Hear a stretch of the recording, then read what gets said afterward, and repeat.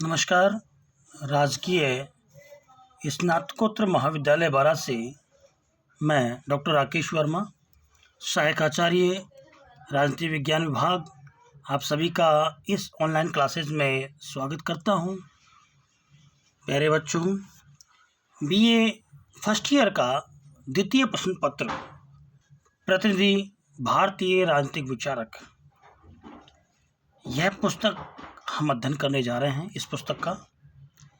इस पुस्तक में हम उन महान भारतीय राजनीतिक विचारकों के विचारों के बारे में अध्ययन करेंगे जिन्होंने अपनी तत्कालीन परिस्थितियों में सामाजिक, धार्मिक और राजनीतिक व्यवस्था पर अपने विचार लिखे। इसी क्रम में हम प्राचीन भारतीय राजनीतिक विचारक मनु का पिछली कक्षा में हमने अध्ययन किया। अब हम मनु की जो परराष्ट्र नीति है, जो विदेशिक संबंध है, जो परराष्ट्र संबंध है अपने, उनको निर्धारण करने के लिए उन्होंने दो सिद्धांत बताए हैं। पहला है षड्गुण नीति और दूसरा है मंडल सिद्धांत। इनके बारे में आप अध्ययन करते हैं। मनु ने न केवल आंतरिक प्रशासन के सिद्धांतों का वर्णन किया है, अपितु उन्होंने उन सिद्धांतों का भी वर्णन किया है जिनके आधार पर एक राज्य द्वारा अन्य राज्यों के साथ अपने संबंध निर्धारित करने चाहिए। मनु ने परराष्ट्र संबंधों पर विचार व्यक्त करते हुए दो सिद्धांत कौन से दिए हैं? षड्गुण नीति और मंडल सिद्धांत। तो आज हम बात करते हैं षड्गुण नीति की। जो षड्गुण नीति है उसमें 6 सिद्धांतों, षड मतलब 6 लक्षणों वाली नीति के बारे में हम आज बात कर रहे हैं, जिसमें षड्गुण नीति का आशय है 6 लक्षणों वाली नीति। इस नीति के अंतर्गत यह बतलाया गया है कि राज्य द्वारा अलग अलग परिस्थितियों में दूसरे राज्यों के प्रति किस प्रकार की नीति अपनानी जानी चाहिए। राज्य द्वारा जो षड्गुण नीति को वैदेशिक संबंधों के क्षेत्र में विवेक सम्मत विकल्पों का विवेचन करती हैं। मनु ने राजा को परामर्श दिया है कि वह परिस्थितियों और विवेकपूर्ण विचार करते हुए अन्य राज्यों के साथ संबंधों में इन 6 स्थितियों में से अलग अलग विकल्पों का चयन करे और षड्गुण नीति के 6 लक्षण या 6 स्थितियां इस प्रकार बताई हैं उन्होंने। पहला है संधि, दूसरा विग्रह जिसको हम युद्ध कहें, तीसरा यान, चौथा जो है आसन, पांचवा द्विवेदी भाव और छठा है संश्रय या आश्रय।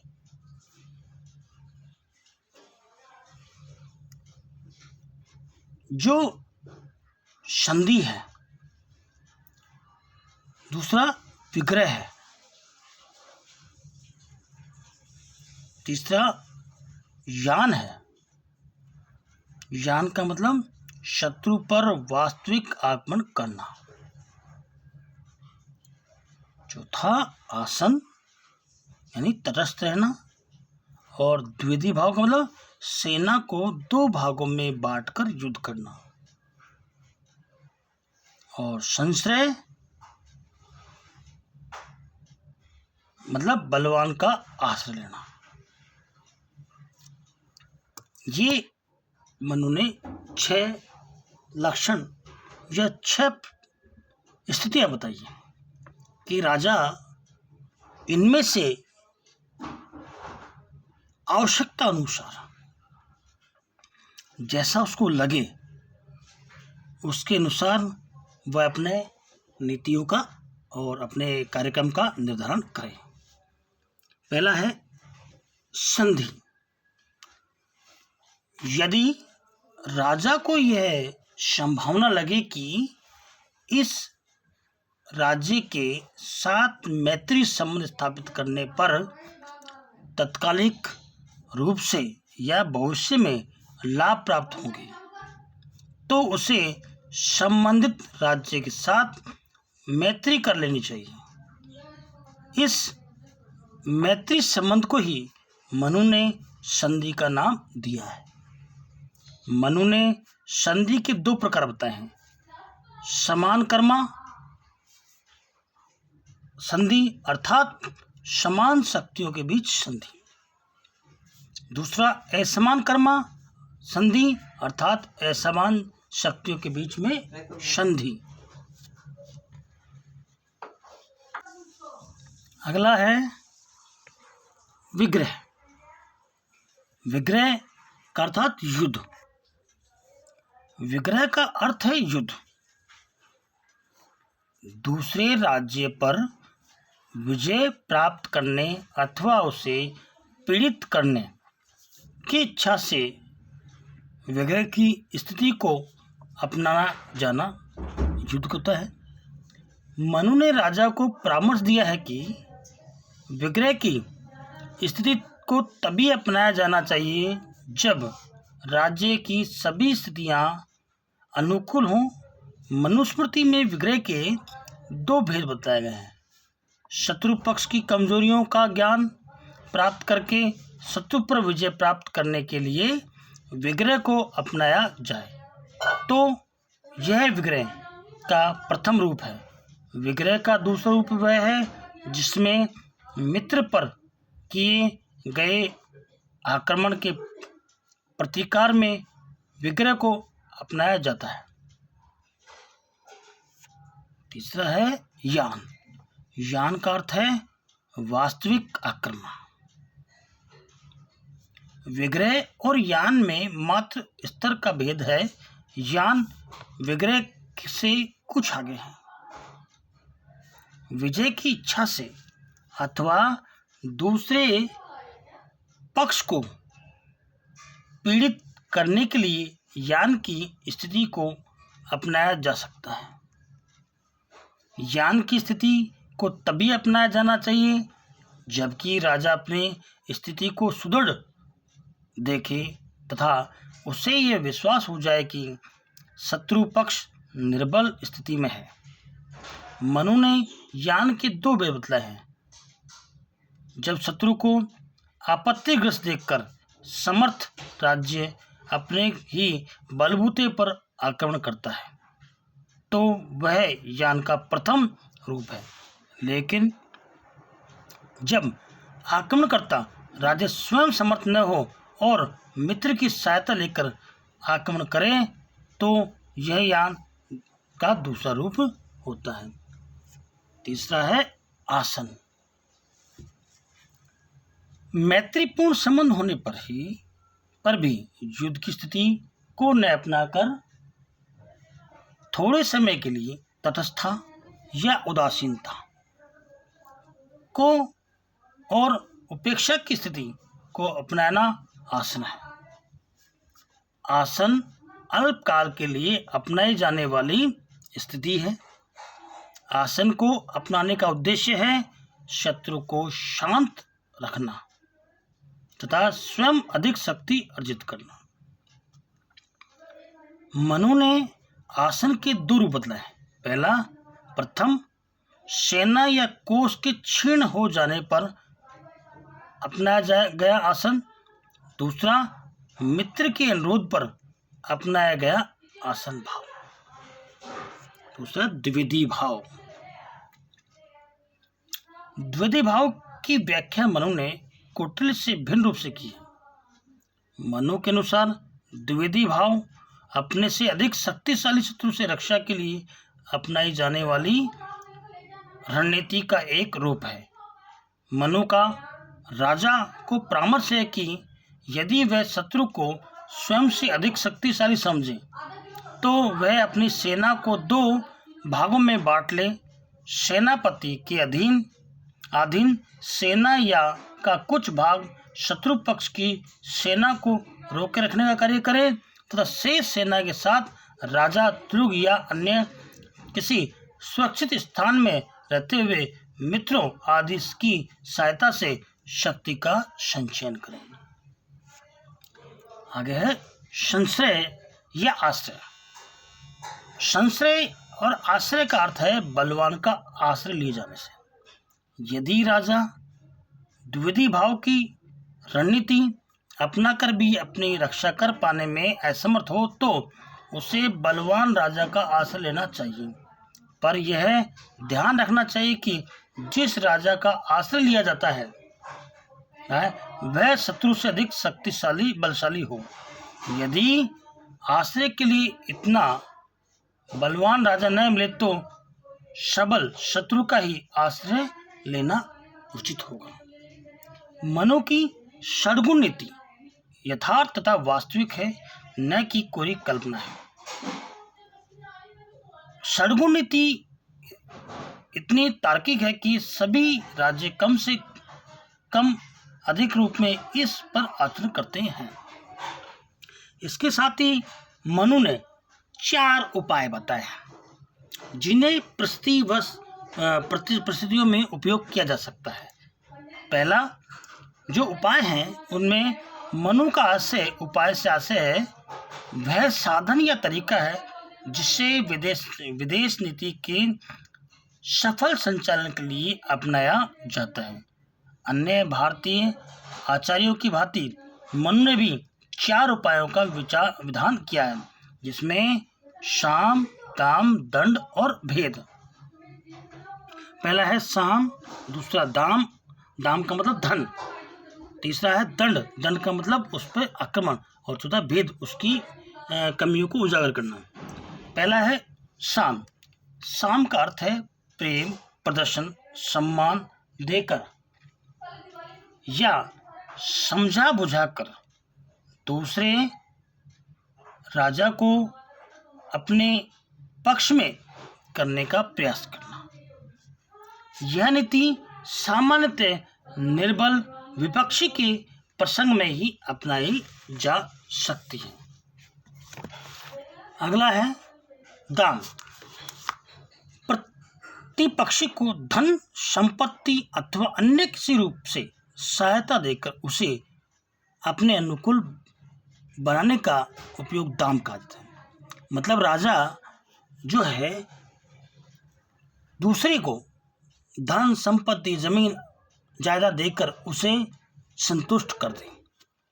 तीसरा है दंड। दंड का अर्थ है युद्ध, और मनु का विचार है कि दंड के उपाय का अनुसरण तभी किया जाना चाहिए जब कि अन्य 3 उपाय साम, दाम और भेद सार्थक सिद्ध न हो। दंड के उपाय को ही अंत में ही अपनाने का सुझाव इसलिए दिया गया है कि इस उपाय को अपनाने में स्वयं राजा को क्षति उठानी पड़ सकती है। भेद। भेद का अर्थ है फूट डालना। मनु ने और अन्य विचारकों ने विचार है कि सबल शत्रु राजा जिसके विरुद्ध युद्ध में विजय नहीं प्राप्त की जा सकती हो उसके प्रति भेद नीति को अपनाया जाना चाहिए। भेद के उपाय को 2 रूपों में अपनाया जा सकता है। पहला, सबल राजा अथवा उसके मित्र राज्यों के बीच मतभेद की स्थितियां उत्पन्न की जानी चाहिए। द्वितीय, संबंधित राजा और उसके राज्य की अन्य प्रकृतियों, अमात्य, सेनापति, प्रजाजन आदि के बीच मतभेद की स्थितियां उत्पन्न कर दी जानी चाहिए, जिससे सबल शत्रु राजा और उसका राज्य निर्बल हो जाए। भेद उत्पन्न करने का कार्य दूत और गुप्तचरों के माध्यम से किया जा सकता है।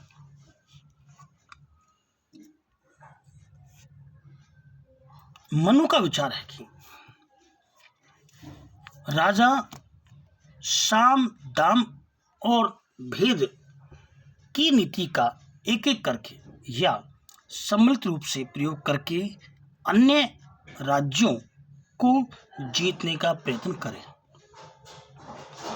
युद्ध द्वारा नहीं, क्योंकि युद्ध से दोनों पक्षों का ही नाश हो जाता है, पर कतिपय परिस्थितियों में युद्ध अनिवार्य होता है।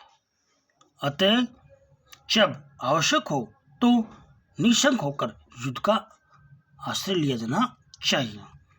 युद्ध में विजय प्राप्त करने से राज्य लाभ और सामने लड़ते हुए मरने से स्वर्ग लाभ प्राप्त होता है। अतः राजा को आवश्यक होने पर युद्ध से विमुख नहीं होना चाहिए, किंतु यदि निश्चित रूप से पराजय की आशंका हो तो युद्ध क्षेत्र से हटकर आत्मरक्षा करनी चाहिए, क्योंकि मरने पर कोई मनुष्य कार्य सिद्ध नहीं कर सकता है। विजय की लालसा रखने वाले राजा को पूरी सैनिक तैयारी के द्वारा दूसरे राज्य पर चढ़ाई करनी चाहिए। उसके द्वारा कोष, रसद और कूटनीतिक उपायों का भी पूरा प्रबंध किया कर लेना चाहिए। मनु के अनुसार विजेता राजा द्वारा पराजित राजा के प्रति सौहार्दता का व्यवहार किया जाना चाहिए। उसके द्वारा पराजित राज्य के लोगों के धर्म, रीति रिवाज, मर्यादाओं एवं परंपराओं का सम्मान किया जाना चाहिए और पराजित राज्य की जनता को आघात पहुंचाने वाला कोई भी कार्य नहीं किया जाना चाहिए। राजा के ही देश में उत्पन्न हुए किसी सुयोग्य व्यक्ति को वहाँ का राजा नियुक्त कर दिया जाना चाहिए और उसके साथ संधि कर उससे मित्र बना लिया जाना चाहिए। मनु कहते हैं कि राजा की उन्नति स्वर्ण और भूमि से इतनी नहीं होगी जितनी कि भविष्य में दुर्बल राजा से सहायता प्राप्त होने की आशंका से होती है। जो षड्गुण नीति का मनु ने अपना दिया। मनु ये कहते हैं कि परराष्ट्र संबंधों के व्यवहारिक संचालन में दूत व्यवस्था, गुप्तचर व्यवस्था को महत्व दिया है। उन्होंने दूत मनु के अनुसार परराष्ट्र संबंधों के संचालन में दूत महत्वपूर्ण भूमिका निभाते हैं। अन्य राजाओं के साथ मैत्रीपूर्ण एवं अमैत्रीपूर्ण संबंधों का आधार बहुत ही कुछ सीमा तक दूत ही होते हैं। मनु का कथन है कि दूत ही शत्रु से मेल करा सकता है और शत्रु के बीच विग्रह करा सकता है। गुप्तचर व्यवस्था के बारे में मनु ने कहा है कि गुप्तचर दूसरे राज्य की व्यवस्था, उसकी शक्ति, दुर्बलताओं आदि के संबंध में जानकारी प्राप्त कर उसे अपने राजा तक पहुंचाता है। गुप्तचरों का यह भी कार्य होता है कि वह अपने राज्य में कार्य कर रहे अन्य राज्यों के गुप्तचरों का पता लगाए तथा उनकी गतिविधियों के बारे में राजा को सूचित करे। गुप्तचरों कार्य निश्चित रूप से कठिन और बहुत ही कष्टप्रद हो सकता है। इस प्रकार आज की क्लास में हमने बात की षड्गुण नीति की। षड्गुण नीति में क्या देखा हमने कि राज्य के वैदेशिक संबंधों को संचालन करने के लिए मनु ने षड्गुण नीति 6 लक्षणों का वर्णन किया है, जिसमें पहला है संधि, दूसरा विग्रह, विग्रह मतलब युद्ध, तीसरा यान या इसको हम वास्तविक आक्रमण कहते हैं, और चौथा है आसन, पांचवा द्विविधि भाव और छठा है संश्रय या आश्रय।